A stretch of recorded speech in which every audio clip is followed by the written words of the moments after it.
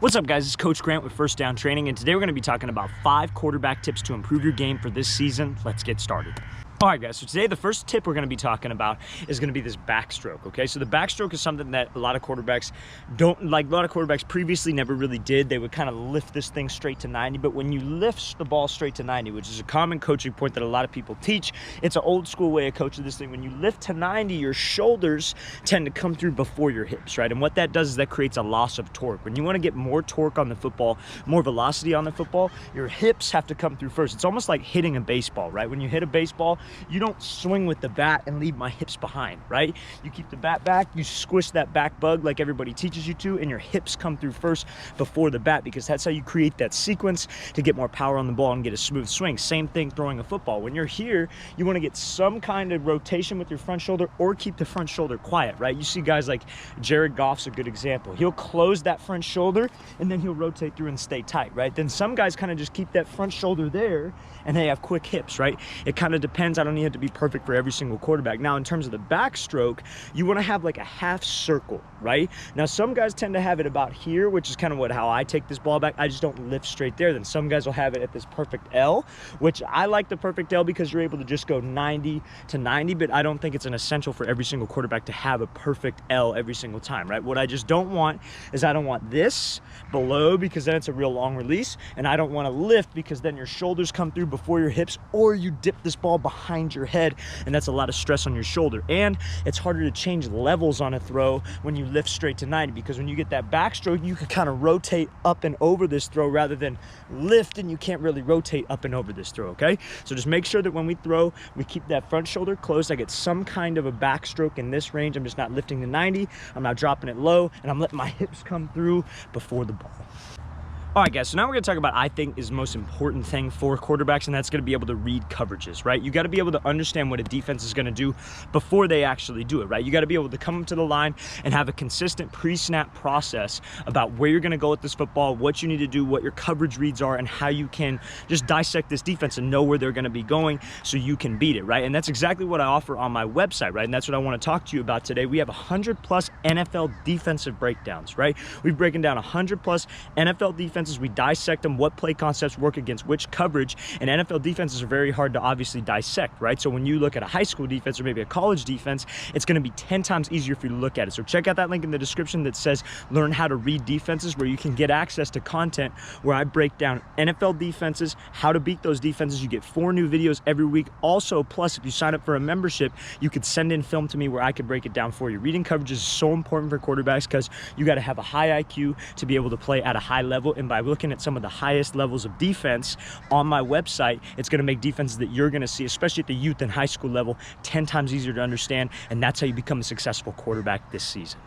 All right, guys, so the third tip we're going to talk about today is your footwork in the pocket, okay, and your base in the pocket, okay? So when you're in the pocket and you're dropping back, it's very important that we're in a position where I'm able to make this throw from anywhere, right? I don't want to be ever in a position where my feet are narrow like this, because that's not a strong base. You watch any NFL quarterback, Drew Brees is a great example, Tom Brady, Aaron Rodgers, Russell Wilson. Whenever they're moving back here, they have this base wide. Reason being is because the throw starts from this back leg. Your back leg push off that inside arch is what causes that front stride to get down, and if we're narrow and you're trying to push off that back leg, it's going to be a long stride. It's going to be like you're a pitcher pitching off of a mound, right? But if you're wide, we go back to that hitting analogy in the beginning of this video, it's a quick stride, because when you're in the batter's box, you have a nice wide base, right? So you could have a quick stride and let those hips fly through and have that nice sequence with your hips. Same thing in the pocket. I want to be able to be nice and wide so I can drive, get my front foot down, and get the ball out. Now, which brings me to my other point, when you're moving in the pocket footwork wise, like you got to be here and you got to step up, you got to step back, and you got to step here. You want to be always moving with a wide base. You want to be gliding back there. A lot of people teach the kick step and you're here, that splits your base, and I don't even care about thinking about, oh, what foot moves first. You just want to be able to maintain your base. I could care less what foot moves first. I just want to be able to stay wide and be able to hit my back leg and get the ball out and have a consistent base, no matter what the situation calls for, or what route is going to be open and what window I need to throw it in. So always maintain a wide base when you're moving inside that pocket. All right, guys, so now we're going to be talking about how you can be a more accurate passer, okay? So how you can be a more accurate passer is going to be with this front shoulder, okay? So I think this is something that a lot of quarterbacks maybe is like a common misconception, that their shoulders swinging their elbow down or swinging their shoulder around is how they get power, right? And it might give you more power on the throw, but what it does to your follow-through is what's not good for your motion, right? So, so the main thing is when you're here and you take this ball back, if you start to swing that elbow down for power and you dip that shoulder, what it does is your body's split down a midline, right? So if you take this ball back and you swing that elbow down, what it does is it causes your release to be high, and you'll have this real high release, and you're going to come up and down on the ball. So when you miss, you're probably not going to miss left to right so much. You're going to miss high and low. So when you swing this elbow down here, it pushes your arm up high and the ball will sail if you release it early. Then if you release it late, you're going to be coming down like a pitcher and the ball is going to sail right into the ground. So I think a good rule of thumb is when you take this ball back, you always want to keep this front hand somewhere on this collarbone or somewhere in front of your face. Now, the other thing that guys will do is they'll be here and they'll swing their shoulder around. So what that does is that causes that left to right miss. When you're here and you swing your shoulder around, you let your arm fly. And if you release it early, it's going to shoot right. You release it late, you're going to come across your body and miss left, right? So I think the main key is you want to take this thing back with your shoulder closed. And when you finish, you want to finish with this hand somewhere in front of your face or on your collarbone for a good, accurate throw. All right, guys, so the last thing I want to talk to you about today is going to be this ball carriage, okay? So not holding this ball super high up by your ear, because that's another common misconception that a lot of quarterback coaches teach. They tell you to keep the ball up here because then you could get straight to 90, which brings me back to my first point that we were talking about. So the release is quicker, right? But when you hold this ball up here, look what happens to my elbows. My elbows are tense, right? And my traps are tense, because if I'm holding it up here, when you drop, you're not going to drop with the ball up by your ear. You're going to drop with it by your chest. But when you throw, because it's a muscle memory, it's a habit, you're going to be going like this and you're going to load up every single time you throw.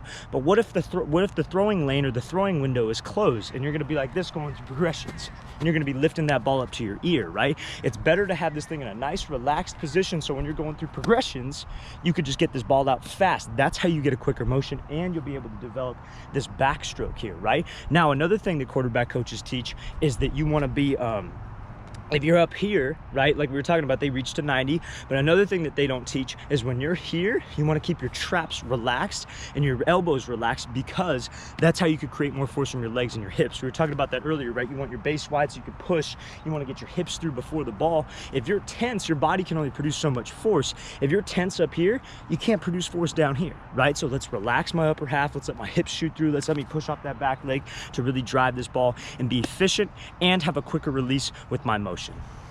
All right, guys, I really want to thank you for watching. I really appreciate it. Again, if you want to get better at reading coverages, 100 plus NFL defensive breakdowns, plus 4 new breakdowns every single week, only $10 a month. Check out that link in the description that says learn how to read defenses. If you guys have any questions, please leave those in the comments. I'll see you guys next time.